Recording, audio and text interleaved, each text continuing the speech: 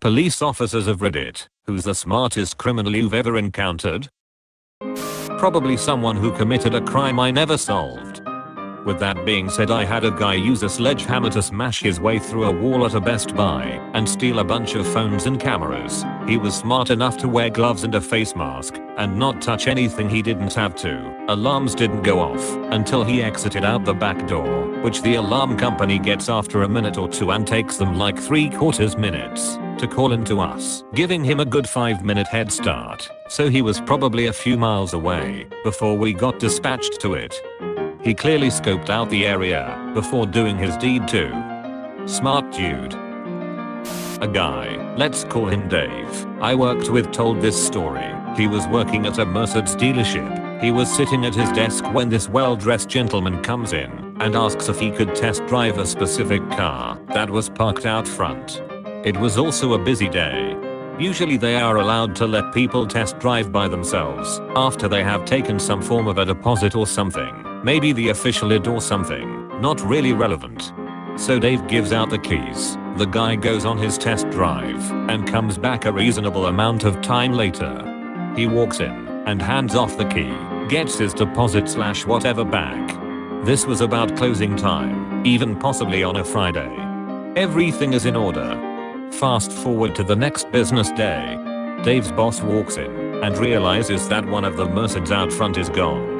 Dave has to explain that the car was returned and that they have the key and everything.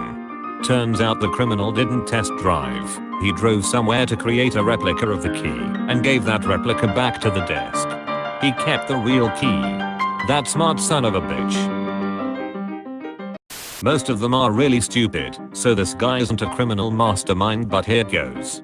He wanted to rob a jeweler's on our city's main street. So he found out the flat beside the jeweler's was empty, and he hid there. For 2 weeks he triggered the alarm on purpose several times a night. Massive headache for the police and the business. We turned up to see nothing there, nothing on cameras. Thought it was just a fluke, so the jewelers turned off the alarm system and said they'd wait until the morning to get a new one installed or that one rewired because something wasn't right. As soon as he heard that and the police leaving, he tore down the wall. Had already been working on this apparently and robbed the place, taking his sweet time. Escaped without anyone noticing anything for hours until the jewelers came back in the morning. Then he tried to resell something he stole which had a serial number on it and got caught. So not that smart after all. Good effort though. A friend of my brother moved to Israel, where for a period of time it was always acceptable to drive with an American driver's license. He was pulled over for speeding, and when asked for his license, gave the officer his Costco card. Costco is a membership-based retail warehouse in the US and a few other countries. The exchange apparently went something like this. Officer, Costco? What is Costco? Friend, it's the state I'm from. Officer, that sounds made up. Friend, there are lots of states you probably haven't heard of. Have you heard of Arkansas? How about Idaho? Officer, I guess not. Friend, well, I'm from the small state of Costco. The officer didn't have a response and wound up writing the ticket to someone with a Costco driver's license. Friend framed the ticket and still has it hanging on his wall. Well, there was this one guy, we'll call him Jack. Now, Jack stole stuff, but also involved a lot of people. One time, he was planning to steal a whole bunch of cars, all luxury cars. So what he did was he got his people to call 911, etc. from all different places and countries to tell them that car theft was taking place in multiple places. Oh, he also only used a few people each time, so it was different voices, people, locations, etc. So the police went each time until he actually did the crime. Then no one came. He was never caught. When the owner of those cars came, the police didn't believe him. 10 out of 10 genius right there. The story goes like this. A homeowner walks out one morning to drive to work, only to find his car missing. He reports the car stolen to police. A few days later, his car is sitting back in front of his house. When he gets inside, he finds a note. It was an apology that said the thief was in dire need of quick transportation, and so he borrowed the first car he found with the keys inside.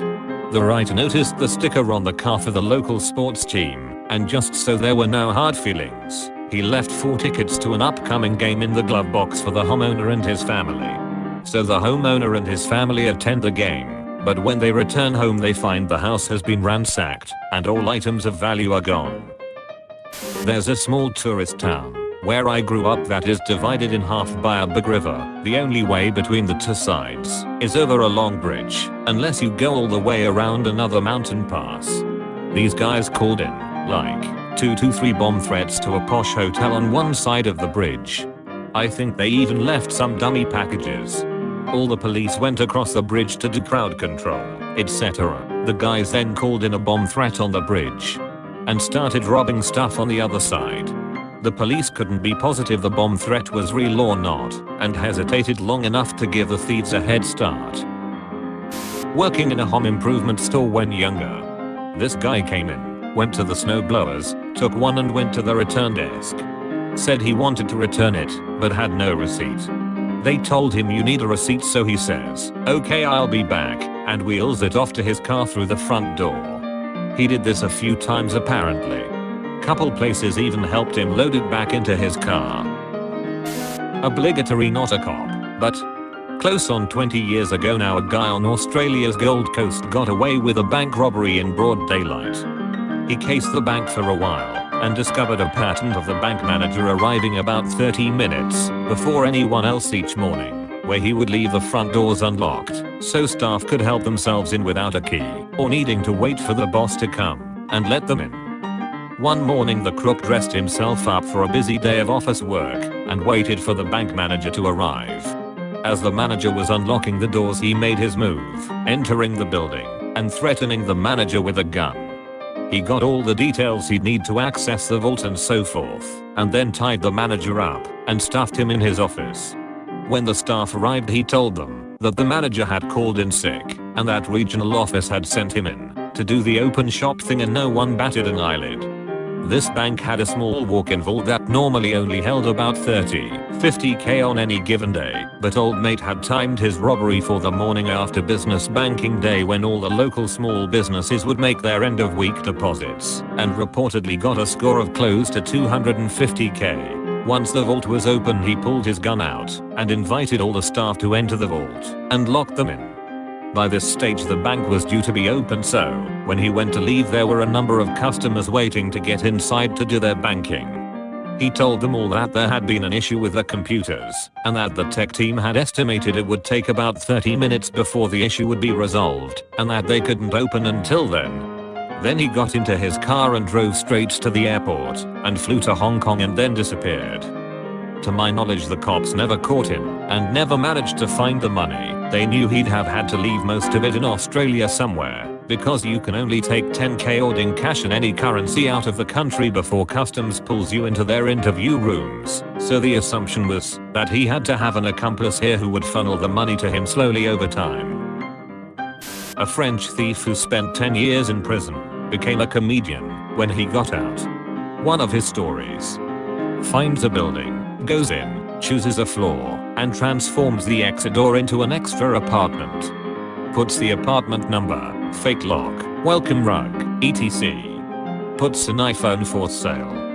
The person comes to buy it. He opens the door in a shower robe and says, "Give me 1 second. I'm just gonna count the money," and poof, he's gone from the exit stairs.